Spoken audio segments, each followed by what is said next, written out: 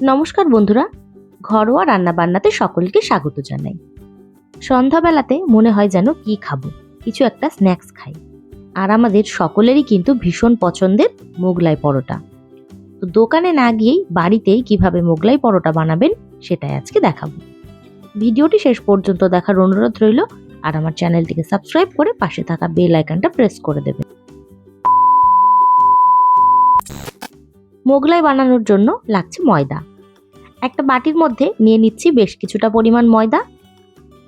এর মধ্যে দিয়ে দেব পরিমাণ মতো লবণ, সামান্য দেব চিনি, আর একটু বেশি পরিমাণে দেব সাদা তেল। সাদা তেলটা বেশি পরিমাণে দেওয়ার কারণ এটা ক্রিস্পি হবে।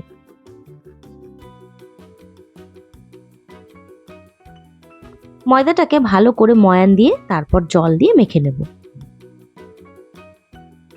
ময়দাটা মাখানো হয়ে গেছে, ওপর থেকে সামান্য তেল দিয়ে এটাকে ঢাকা দিয়ে রেখে দেব।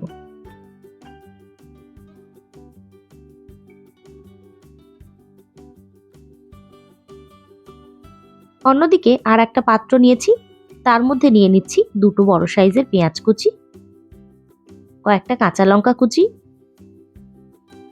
ধনেপাতা কুচি, সামান্য দেব চাট মশলা, আর দেব পরিমাণ মতো লবণ। এই জিনিসগুলোকে হাত দিয়ে একটু ভালো করে মাখিয়ে নিচ্ছি। এটা মাখিয়ে নেওয়ার কারণ পেঁয়াজটাও একটু নরম হবে আর লবণটাও সবকিছুর সাথে মিশে যাবে।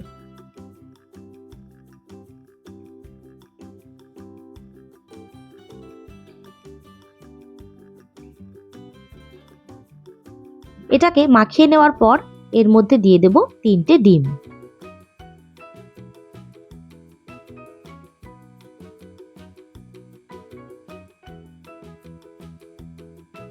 ডিমটাকেও এর সাথে ভালো করে মিশিয়ে নেব।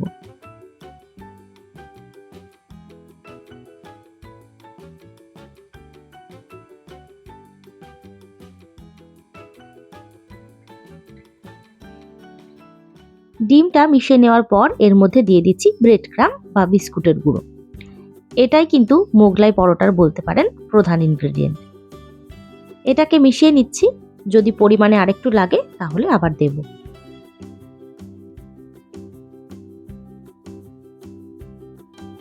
এটা বেশ পাতলাই রয়েছে, সেই জন্য আমি আরো 1 চামচ মতো দিয়ে দিলাম।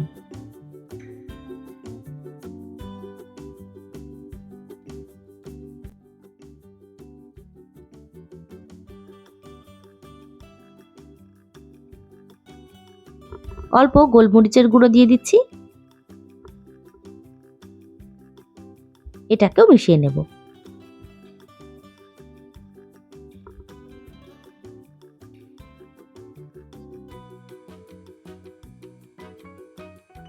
মোগলাইয়ের পুর কিন্তু একদম রেডি। ময়দাটাকে আরো একবার ভালো করে মেখে নিচ্ছি। ময়দাটা একটু নরম করেই মাখবো।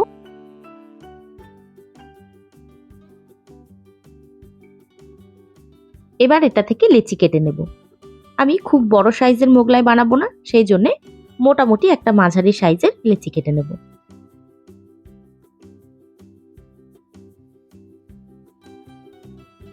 এই সাইজেরই সমস্ত লেচিগুলোকে কেটে নেব। এইবার এগুলোকে বেলবো। আমি ময়দা দিয়েই এটা বেলবো, চাইলে কিন্তু তেল দিয়েও বেলতে পারেন।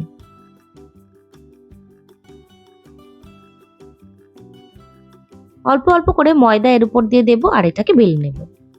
যতটা বড় সম্ভব ততটা বড় করেই বেলে নেব, আর একদম পাতলা করে বেলবো।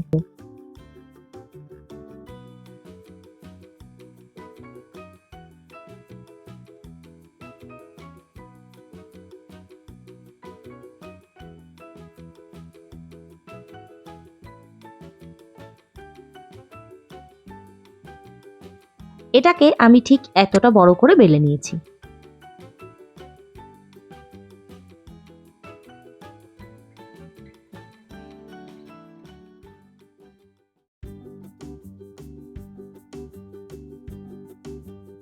দিয়ে দেবো এর মধ্যে পুর, একদম মাঝখানটায় এটা দিয়ে দিচ্ছি।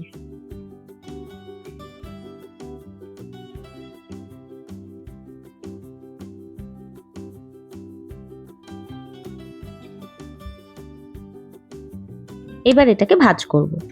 প্রথমে এক সাইড থেকে এইভাবে দিচ্ছি, তারপর সেম ভাবে আর এক সাইড থেকে তুলে দিচ্ছি। নিচের দিকে একটু জল লাগিয়ে নেব। জল লাগিয়ে নিলে এটা ভালো করে আটকে যাবে। নিচের দিকটা এইভাবে মুড়ে দিলাম, আবার উপরের দিকটায় জল লাগিয়ে নেব। উপরের দিকটাও সেম ভাবে মুড়ে দেব। ব্যাস হয়ে গেল। আমি এরকম মাঝারি সাইজ করে সমস্ত মোগলাইগুলোকে বেলে নেব।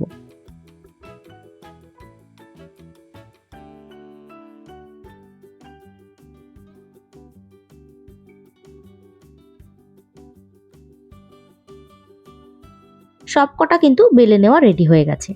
এবার এগুলোকে ভাজতে হবে।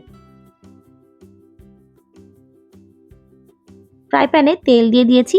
তেল গরম হয়ে গেলেই একটা মোগলাই এর মধ্যে ছেড়ে দেব। একটা ছান্তার সাহায্যে এইভাবে আস্তে আস্তে উপরে তেল দিয়ে দিচ্ছি।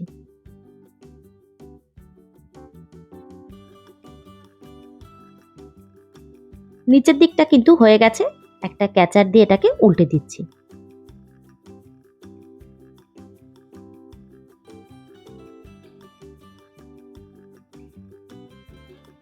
আর একবার এটাকে উল্টে দেব। এইভাবে উল্টে পাল্টে লাল লাল করে এটাকে ভেজে নেব।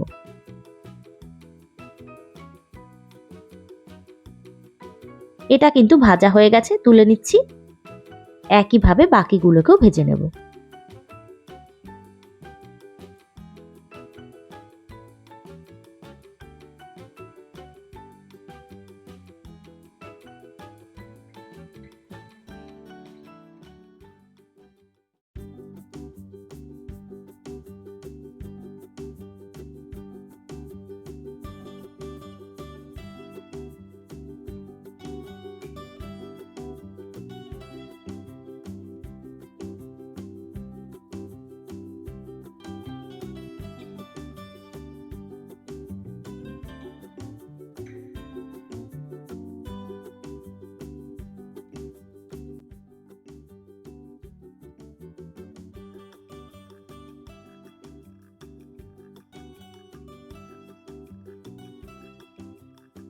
সমস্ত মোগলাই আমার ভেজে নেওয়া কমপ্লিট।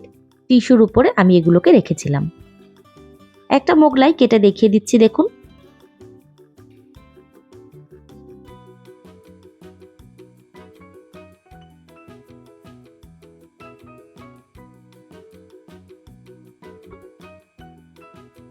যেটা ছাড়া মোগলাইটা ভাবাই যায় না সেটা হচ্ছে আলুর দম।